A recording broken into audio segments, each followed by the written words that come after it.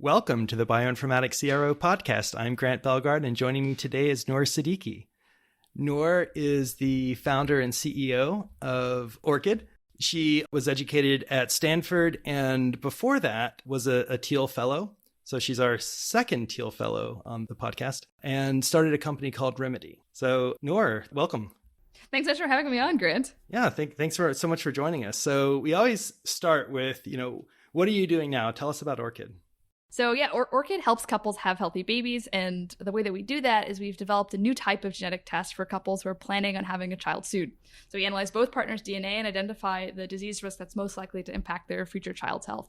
So we look for the top diseases, things like cancer, heart disease, schizophrenia, diabetes, conditions that really matter to future parents. And unlike most genetic tests, you can actually do something about the results you get from Orchid. So one of the options that we offer is an embryo report where you can quantify the level of genetic risk in each embryo so that couples can select the healthiest embryo to implant. So sort of the high-level mission of Orchid is we want to give parents peace of mind and give their children a better chance at a healthy life. Is this on the basis of polygenic risk scores?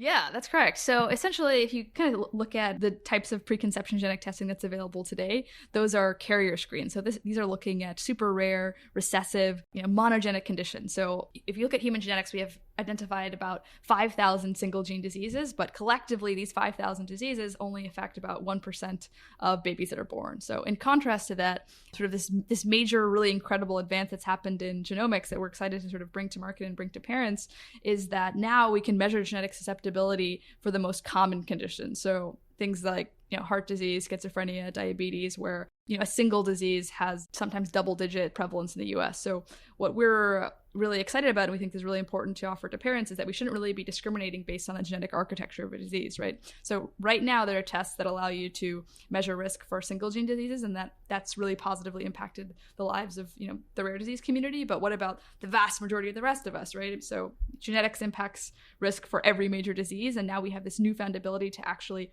measure that risk because data set sizes have now grown into the hundreds of thousands, sometimes millions of individuals, where we actually have enough cases, so individuals with the disease, to build these polygenic risk scores where there's real predictive power behind them. So that's sort of a really major advance. And then on the other side, on the single cell sequencing side, we finally have sort of a high enough fidelity sequence off of something as small as a small amount of DNA that's present in an embryo to actually be able to mitigate that risk. So that's exactly how Orchid's designed our two products. So we have a couple report, which just takes the saliva sample. It's an at-home, patient-initiated physician order test that allows couples to measure risk, so just quantify, are we at normal or elevated risk for these conditions that everyone cares about? And if we are elevated, we can actually make a plan. So instead of it just being, I found out some bad news about us, that it's actually actionable, right? You can make lifestyle changes, you can monitor your biometrics if you don't want to go through IVF, but if you do want to meaningfully mitigate genetic susceptibility for your future child, it's possible to go through IVF, create embryos, and we identify for you what the delta or relative risk reduction that you could achieve through creating embryos and identifying the one that's at lowest risk. So we think that these are two significant scientific advances, and we don't want them to just stay on the shelf like unfortunately a lot of technical advances do. And we think that this is a really high impact, valuable report and information to give to future parents. Do you additionally use information on family history? Yeah, absolutely. I think that family history is really important because, right now genetic testing is kind of, unfortunately, pretty nebulous, right? So if you have sort of a really basic common question like, hey, my aunt has breast cancer, is that going to affect me? Right now, the panels are super small, right? There's just a small number of these monogenic, high impact variants that have been identified, but they don't tell the whole story. So, if you wanted to go investigate that right now using existing tests, you get a really inconclusive, unsatisfying answer, which is, okay, it clearly runs in your family in the sense that, okay, we've identified multiple individuals who have the disease, but, the panel that we have only looks at this very small fraction of high penetrant variants that don't tell the whole story. So that's why we're really excited about polygenic risk scores, is because it captures risk across the entire genome, right? It's not like we're just looking at a small, fraction of variants. We're looking at literally millions of variants, which is what collectively drives risk for these diseases. So we know that if we provide these polygenic risk scores, these more advanced genetic susceptibility assessments, we're going to identify a lot more people who are at higher risk that wouldn't be captured on just a simple monogenic small panel type of test. That's the type of information that I think, parents deserve. I mean, why is it that, we're only telling this really small fraction of people about elevated risk when we already know that individuals who are in this highest, 99th, 98th percentile of a polygenic risk score are also at increased risk. So I also want to obviously put a disclaimer, this polygenic risk scores are really exciting, but we can't capture 100% of disease risk. So, if we identify you at normal genetic risk, that unfortunately isn't a guarantee of a healthy life. That just means you're at average genetic risk. These studies look at hundreds of thousands of individuals, and these scores capture a lot more variation than these panels do, but they don't capture the sporadic non-genetic causes of the disease. And for these complex conditions, it's not Down syndrome where, okay, if you have this, you certainly have the condition. So we're measuring genetic susceptibility, which is an important component of all disease risk, but unfortunately we cannot guarantee that a child or an individual won't get a disease simply because they're at normal risk. And that's something that we care a lot about in our reporting, because this is a more advanced type of genetic testing. It's not as simple as saying yes or no, you have this variant. It's about measuring risk, which is a more complicated concept. And we care a lot about making sure that couples who are using this information to make a really big decision really understand what the results mean. And that's why 100% of our results are physician ordered by an independent third party. This isn't a pill farm. People are reviewing whether or not candidates are really going to benefit from our testing. And we also have a genetic counselor who provides personalized results, personal walkthrough for every single report. And he or she is also available synchronously for couples to, really dig into the details, the studies behind the results. Because, I think that something that's kind of unfortunate about the way healthcare is practiced today is that I think that it's a little bit paternalistic. I mean, you sort of see some folks in healthcare who see themselves more as gatekeepers than really as enablers. And I think that this generation of parents really wants to be proactive.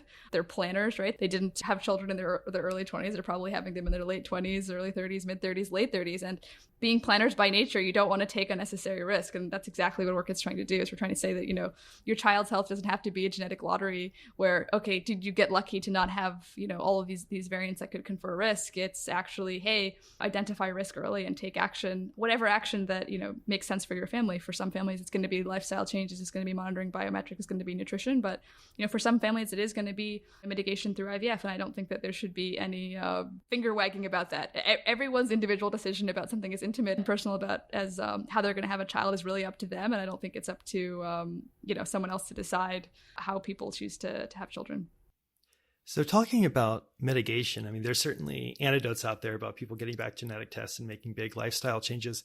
But on balance, how frequent is that? I mean, I'm guessing that the kinds of people who would go out and do something like Orchid are probably a lot more likely than the average person to conscientiously do that. But I was just wondering, how often do you think people will really make hard lifestyle changes to their diet or, exercise routine or whatever, or try to get their family, I guess, really in a better position for that? Yeah, I think that's a really interesting question, because I sort of have two minds about it. So on the one hand, I sort of think that behavior change is extremely hard. And that's why, doing genetic testing is great for your future child, because getting people to lose weight, getting people to exercise, getting people to eat well is actually really, really hard. So if a couple or a parent can just say, hey, look, at birth, we're not going to predispose you to these conditions, right? Versus people who are at really high genetic risk are kind of having to play this uphill battle of, it's really difficult to basically invest in those lifestyle changes. So I sort of have two minds about it. I think that at some level, you can't force someone to make changes that they don't want to make. And that's, I think, what the uphill battle is. But I think that for people who are trying to optimize their health, then it's going to multiply their efforts. If you're invested in healthy aging and wanting to understand where your risk is, and some changes are easier than others, right? So sometimes, losing 50 pounds, maybe sounds a lot more difficult than, maybe just, wearing an Apple Watch and monitoring your AFib that way, right? It's sort of like passive monitoring sometimes is an easier intervention than drastically reducing your weight. So I think it really depends on the disease. It really depends on the couple. Really depends on the risk that they're trying to mitigate. So unfortunately, for a disease like schizophrenia, there's really not much known about how to treat or mitigate that disease. But for something else like type 1 diabetes, I mean, just simply knowing that you are high risk gets you on a speedier diagnostic pathway, right? A lot of people, I have personal friends who found out that they were diagnosed with type 1 diabetes in their mid 30s. All of their teens, all of their 20s, they were extremely lethargic. just thought that was a normal part of life and just was, misdiagnosed and found out far later than they should have what the actual root cause was. So I think that, just understanding that risk early can sometimes just avoid a diagnostic odyssey to find out what the true cause is. Fortunately, I hope that wasn't a non-answer, but I think that the answer is super variable depending on the disease, the individual, and exactly what types of actions that would be sort of seamless to integrate into their lives. It's just a one-time purchase to monitor biometrics, as opposed to, okay, this is a sincere daily investment of, okay, I'm going to change my activity level or what I'm eating. That's a good point. Like, more passive AFib monitoring is a much lighter lift than going on a low salt diet or something. Yeah. So the dynamic range for polygenic risk scores for a number of phenotypes of interest is quite large and would certainly be actionable. How does that look for children of two parents? Yeah, this question that you're asking was actually the entire motivation for the product, because we had initially just started on, let's just offer embryo reports to couples who are already going through IVF. And then there was just so much interest from, couples outside of IVF saying, we have a sibling or a parent with schizophrenia. We're super afraid. We're just choosing not to have children because we don't know that any mitigation is possible. And they didn't want to take the step of doing IVF without any sort of assurance or idea of, okay, how much could I actually mitigate risk for this disease? So that's the entire motivation behind the couple report, is to actually identify, measure risk early, and to show for a specific couple, because unfortunately there's not, one answer for, okay, this is the relative risk reduction that's possible for every couple. It's very, very specific to what are the genetics of the two people that are involved to be able to make that assessment. But that's exactly what's included in the couple report. It sort of tells you just red light, green light, are you at normal or elevated? Is your future child going to be at normal or elevated risk for any of these conditions? And then in addition to that, if elevated risk is identified in a future child, we show what the range of outcomes would be given, 1,000 simulations that we run, our model of how the couple's DNA could recombine. We show, okay, this is the 20th percentile, this is the 80th percentile. So we're not saying, okay, in a crazy world where you have 1,000 embryos, we know that that's not possible. In a world where you produce between 4 and 10 embryos, which is pretty conventional right now for folks who are going through IVF, what would sort of that lowest risk versus highest risk embryo be, so that a couple has some idea of what the range of risk for their children would be. I'm sure your audience is pretty technically sophisticated on the genetic side, but I also find it really funny if you ask the average person, how genetically similar are you and your siblings? They'll give you really crazy answers. First they'll say 100%, and then I'll say, wait, but then what are twins? And then they'll say, oh, okay, wait, no, let me see. So basically, just to for folks who don't know, siblings are share 50% of the DNA. So you can sort of think that, okay, there is necessarily going to be variance between the genetic risk for each of these embryos, and we're just quantifying that. So you sort of you can obviously see that where these risk scores in these simulations have been validated in using empirical data. So you can see a sibling who has a high PRS, what was the rate that they got a specific disease, as opposed to other siblings who have a lower PRS score, they get the disease at lower rates. That's sort of the entire point. It's just a statistical model of, okay, these variants are associated with higher rates of disease, as opposed to these variants are associated with lower rates of the disease. The succinct answer to the question is the amount of risk reduction that's possible through embryo prioritization varies enormously between couples. It depends on the genetic architecture, so meaning the number of variants that are included in a polygenic risk score for a specific disease. So the entire point of the couple report is to give couples a concrete idea of, based on your specific genetics, based on the specific disease that you're concerned about, how much mitigations, how much of a risk reduction would be possible were you to elect to go through IVF, create embryos, and prioritize the one that's at lowest risk. I guess another challenge in human genetics, this is something that we've run into at the CRO before, right, is human genetic samples tend to be overwhelmingly of European descent. Yeah. Right. And so the large data sets that are available for building polygenic risk scores tend to be incomplete. So how does Orchid deal with that? And obviously that's something that is changing over time. But, I imagine for a lot of indications of interest, you don't have probably good weightings for global populations. Yeah, thanks for pointing that out. That's like one of the biggest tragedies, unfortunately, of genomics during this time, the fact that overwhelmingly the data sets just are predominantly European samples, and that means that the performance there is better than for other ancestries where there's less data available. So unfortunately, this is, of course, as everyone understands, not a problem that Orchid can tackle alone. But I think what's really exciting is seeing the entire global genomics community getting behind this. There's sort of large consortia who are spending millions, sometimes hundreds of millions of dollars dollars on making sure that we're aggregating and biobanking more diverse samples. And that's obviously something that Orchid can support in part, but it's something that the entire genetics community has to get around. And, we're, obviously, frankly, disappointed that to date that the sample set is so biased. But in terms of how we specifically can combat that, it's primarily in software. So looking at techniques around local ancestry inference, where basically we can leverage the fact that there is, shared haplotypes, so shared genetic structure between ancestries in order to boost performance. There's different techniques like that we can use to, make the scores as performant as possible given the limitations. But we unfortunately can't be responsible for the shortcomings of the entire genomics community, but we're 100% behind getting more diverse samples. And that's something that's critical, not just to our efforts, but, to making genomic medicine and precision medicine affect everyone's lives and not just one ancestry group. It's really interesting. I would imagine launching a company like this, about which essentially so much sci-fi has been written, but really the technology is now available. And obviously one of the things that some of those novels explore is questions around access, for example. Do you expect, and obviously this will be a rapidly shifting landscape, so the answer in the next few years may be quite different from the answer a decade from now. But do you anticipate something like this could be eventually covered by health insurance companies, by potentially national health services, and so on? Yeah, absolutely. I mean, I think that accessibility is, the number one priority for Orchid. We want every couple to be able to have a healthy baby. That's the stated mission of the company. And I think that, right now what's happening is that couples who are at high genetic risk have sometimes no mitigation option, right? Their only mitigation option that's provided is, you should adopt a child or not have a child. And that's extremely sad, and it shouldn't be that way. So we're building the tool so that every couple can have a healthy baby. So we're obviously doing that on the technology side, but on the accessibility side, that matters an immense amount to us.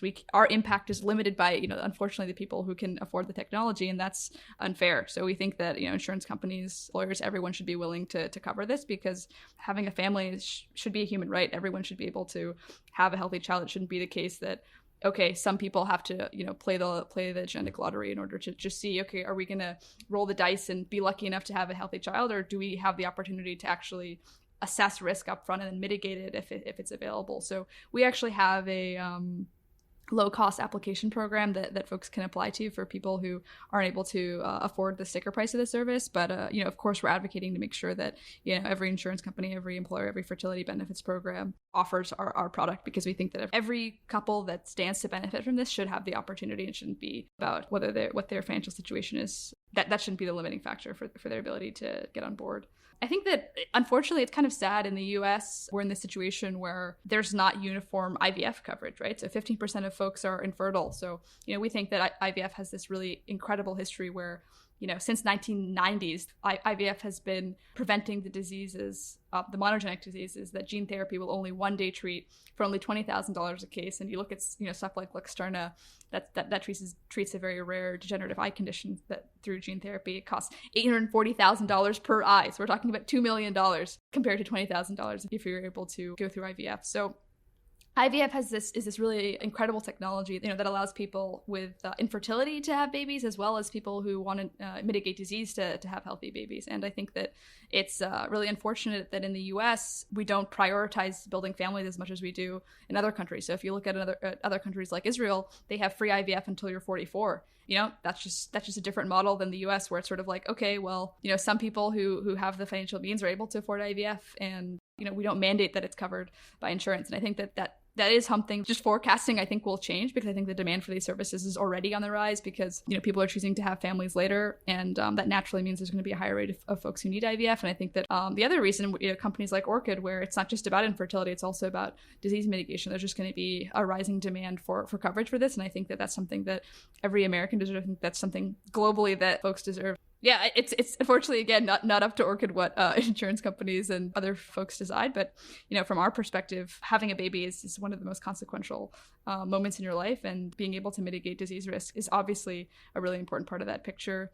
Outside of insurance companies, there are a lot of really exciting technologies that are coming down the pipe to make IVF more accessible on the automation side. So I don't want it to sound too much like a dream, but sort of the idea of making IVF a little bit more like LASIK, where there's sort of a repeatable process and performance ranges that are expected, versus right now, sort of the situation is that there's certain centers of excellence where they've had thousands and thousands of cycles, and they've been able to do enough reps where they're performance is really solid, as opposed to sometimes these smaller clinics who just don't have the volume, their staff doesn't have the training, being able to use automation to level the playing field so that more centers can serve more folks at a lower price point.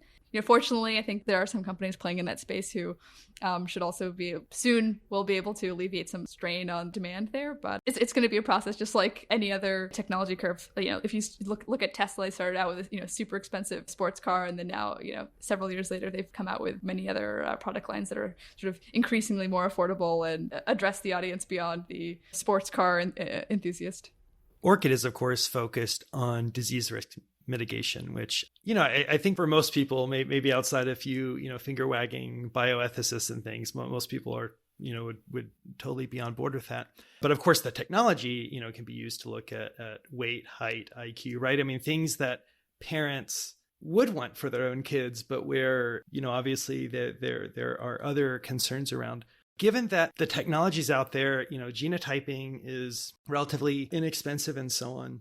Not that Orchid would do it, but basically, I mean, do you think that is 30 years from now that will basically be either the norm or outlawed, one or the other, right? It seems like one of those things like that the tech enables it. Obviously, individual parents are going to want, many individual parents are going to want it for their own kids. Will that genie be out of the bottle? Yeah, I mean, so in terms of Orchid, we're squarely focused on disease mitigation, and we think that provides an enormous amount of value to parents, specifically if you're looking at these highest percentiles of, 98th, 99th percentile of a distribution. You're at 2x, 3x, 4x, 5x, sometimes 10x the risk for a disease. I think that's merited, right? It's sort of, if you're in such a high risk category and you want to move your child into normal risk, I think that, society and clinicians are sympathetic to that, and it's sort of, to be honest, we're already doing that for a disease with different genetic architecture. We're already doing that for folks with cystic fibrosis and other conditions where it's been identified that the couple is high risk, and now let's mitigate it via embryo prioritization. So I think that's something that's sort of squarely where the science is solid. And I think that for a lot of these other traits, like things like height or intelligence, I mean, there's been a bunch of papers published that sort of just show that there's just not very much variance, right? You're talking about something like 2 centimeters for height, and you're talking about something like, I don't know, less than 3 IQ points, maybe 2 IQ points for IQ. So I think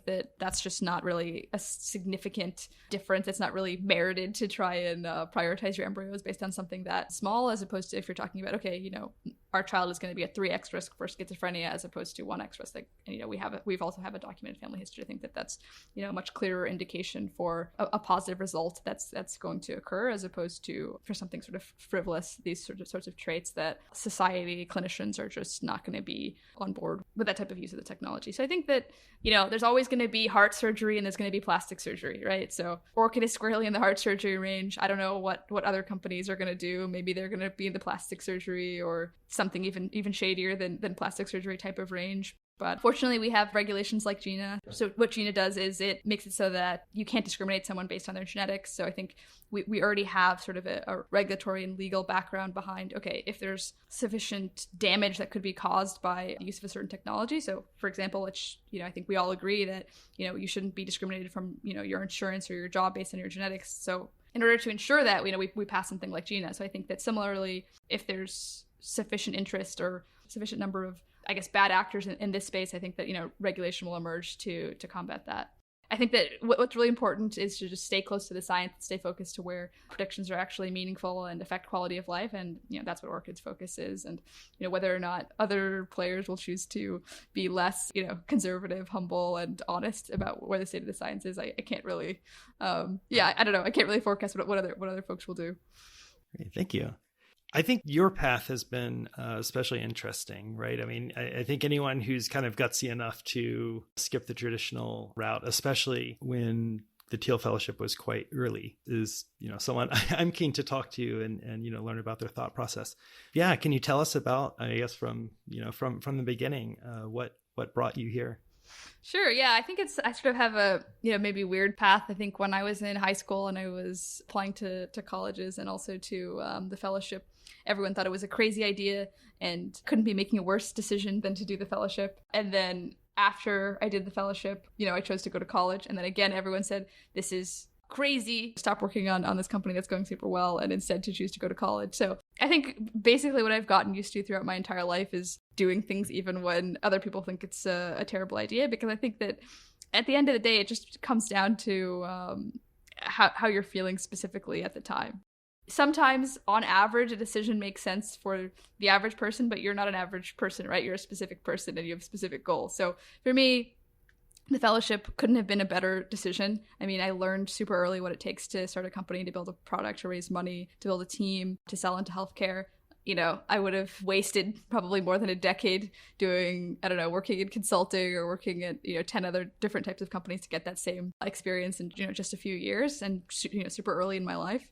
And I think that totally changed the trajectory of what I was interested in at Stanford. So I spent almost 100% of my time doing research because, I was like, what's really exciting about being an academic institution is being at the cutting edge of research. This is something that you don't have the opportunity to do anywhere else. These are data sets that, sometimes are academic only access that you aren't able to access commercially. So basically, my time during the TL fellowship completely changed the trajectory of my life, specifically even what I chose to focus on while I was at Stanford. And then I think after Stanford, the decision to start Orchid was actually, I guess, premeditated almost a decade prior. So when I first started the TL fellowship, I actually really wanted to work on something similar to what Orchid was doing, but I just didn't feel like I had, spent enough time in the industry, spent enough time with the research to really be able to take it head on. So I think the other thing that I really learned from the fellowship is that starting a company is extremely hard, and you can only do it if it's something that your heart is really in, where this is something that you want to be your life's work. This is a hill that you want to die on. And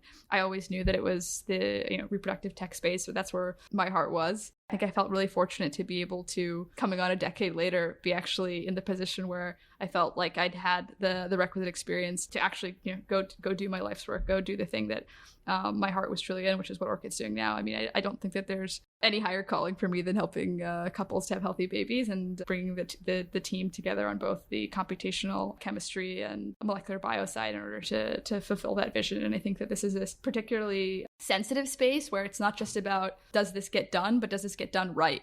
That's really the key component. And I think that that's like operating at the highest scientific and ethical integrity is really core to Orchid's mission. And I think that unfortunately it's not core to other companies. And I think that that's specifically it's funny. I think that some people see that as it's like an extra thing to take on, but I think that it's actually going to be the company that's going to be most successful in this space, by definition, in my opinion, has to have both the scientific and ethics really close to their heart, because I think that that's ultimately what the public cares the most about. Of course, everyone's sympathetic to the idea of mitigating disease risk, but is this a company that you can truly trust that is really conservative and humble and thoughtful about the actual deployment of these polygenic risk scores? We know the science is there, but how do you actually communicate that science in a way that's comfortable and credible both to physicians and patients? And that's really core to our mission. And so I guess surprisingly, I think is going to end up bearing out as a strength, because I think that's ultimately what the public and physicians care the most about, is not trying to take the science too far, focusing on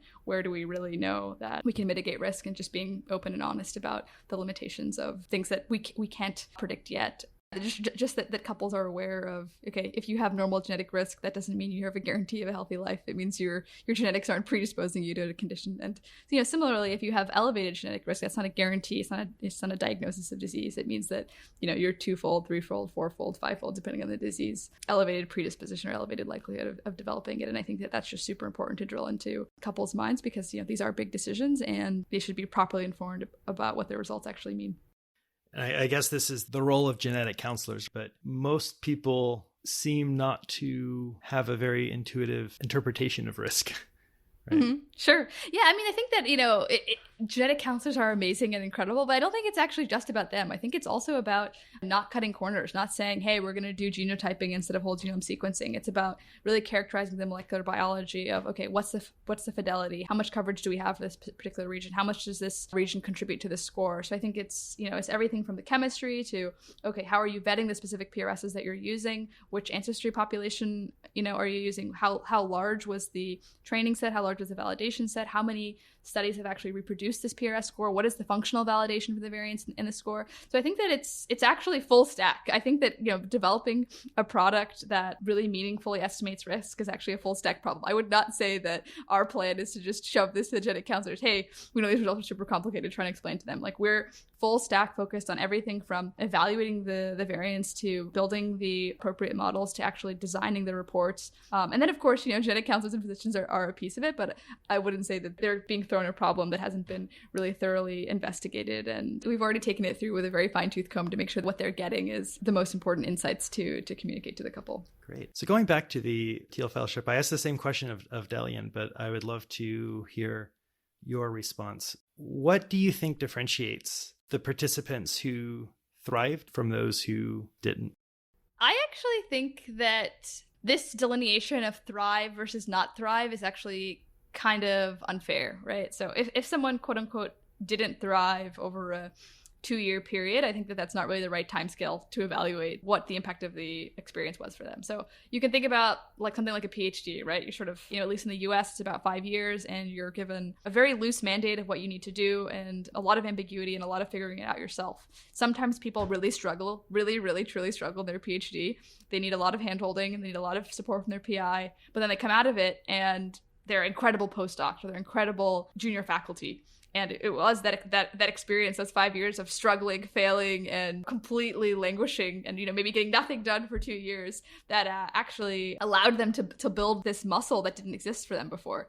So I guess to give a more concrete answer, I think that sometimes the people who quote unquote languish or didn't thrive for those 2 years might actually have the most outsized impact later, because they basically realized, hey, I was on the super tracked path before where there wasn't any ambiguity. I was always just trying to get the highest SAT score, the highest grade, or something very specific and concrete. And then when I was thrown into an environment where I had to, define my own objectives, that was disorienting for them. So maybe for those people, they actually benefited the most. Maybe they're actually thriving the most from actually having gone through that exercise. But I think, if you want to look at like very conventional measures of success or thriving, I think that people who had already had spent a lot of unstructured time and knew how to structure it and knew how to build software products or something where you have a very short time scale for it to be successful, right? I mean, the iteration time for a software product is much shorter than an iteration time for a biotech product where you have to do clinical trials, where you have to get IRBs on board. It's just very different. I think that the characteristics of someone who can be successful on a 2-year time scale is probably someone who's just working on a small software product who's already had experience with shipping those types of products to users before. But I think that that's basically a very narrow and incorrect way of thinking about what the actual value of the experience is. I think that the actual value of the experience is just taking anyone who's just high potential, really ambitious, and then forcing them to do the hard work of figuring out, okay, you can do anything you want. How should you actually spend your time? And I think that it's funny. People who are 50, 60, 40, any decade actually haven't done that. They haven't actually done the exercise of, okay, if I could work on anything, what should I actually work on? What is actually the best use of my time? What's actually the best for society? What is like the highest leverage thing I could do? And I think that regardless of who you are and regardless of the amount of time that you spend suffering with that question, it's actually super valuable. But maybe that was too philosophical of a response that you were looking for. What did Delian say? So the crux of it was essentially the same, the ownership they took in an unstructured environment. The interpretation of that was quite different, right? So to what extent do you think something like the Teal Fellowship could scale? Should something like that scale? Should other philanthropists come in and offer kids, $100,000 to go do something other than college? What are your thoughts? Yeah, I mean, honestly, if you're going to ask me where should philanthropy be directed, I think that it should be directed to reproductive technology. I think that reproductive technology is one of the most underhyped, underfunded spaces. So historically, IVF has actually never been funded by the government. Any human embryo research isn't funded by the government. So I think that, yeah, if I were to be able to just direct a huge amount of philanthropic funds, I would say that there's a huge amount of work to be done in automating IVF and making it more accessible to everyone. There's a huge amount of work that could be done on cutting edge technology like something like IVG, in vitro gametogenesis. So the idea of taking a skin cell, taking a fibroblast, and being able to direct it not only to become a stem cell, but after it's been directed to a stem cell, which has sort of already been discovered through Yamanaka factors, the ability to take an arbitrary cell and convert it into a stem cell. But actually, once you have that stem cell, can you go and convert that into an egg cell, right? So basically, the biggest limitation for women's fertility window is the fact that egg quality declines with age. So if you're able to make IVF fully non-invasive, and create an arbitrary number of eggs at any age that would really expand the number of women and couples that could conceive. And for some of these other conditions where specific couple, it's very rare for them to be able to have a child that's low risk, being able to create more embryos for that, more eggs and more embryos for that couple allows them to have a better chance of being able to mitigate risk. So I think IVG, for example, so the ability to create an egg cell from a skin cell is something that scientists are working on. There's probably about 5 labs in the world that are doing work related to that. And I think that they're underfunded. I would love it if they got, more funding. I think that if you look at premature births, we made an enormous amount of progress with incubators, right? So there's this idea of mechanical ventilation being able to support, infants that are born at up to 30 weeks. And previously all of those infants died. But now we're reaching this limit of, 28 to 25 weeks where the 80% of these 200,000 plus premature births that are occurring in the US at this 25 to 28 week mark are all dying because they can't survive outside of the womb. And why aren't we working on an extra uterine system to support those premature babies, right? We basically reached this limit of our technology. And, why aren't we working on new types of incubators that could support those premature infants? That's the type of technology that I would love to see. I love all this work that's going into pharma, like developing new drugs for folks. Gene therapy is really exciting. A lot of this research is super exciting, but if I were to identify a single area that's underfunded where there's a huge outsized impact for humanity and for the next generation, I would say it's reproductive technology. So being able to help more couples have healthy babies that currently are just stuck because of essentially being unlucky, right? A premature birth, we don't know what causes it. It's just unlucky that child doesn't get to live because we aren't able to help it thrive outside of the uterine environment. So I'd love to see more people working on that. And there are scientists who are who want to, but they're just underfunded because for whatever reason we've decided to direct our funds elsewhere. So I guess I don't know, maybe that wasn't really quite what you're trying to get at, but that's the stuff that I'm most excited about. Great. Well, thank you so much for coming on today, Noor. It was really interesting. Yeah, it was awesome to meet Grant. You're clearly very deep on the science. You really understand what we're working on. So it's always great to talk to someone so well-versed in genetics and in an even more niche topic of polygenic risk score. So it was really great to get a chance to chat with you. Likewise.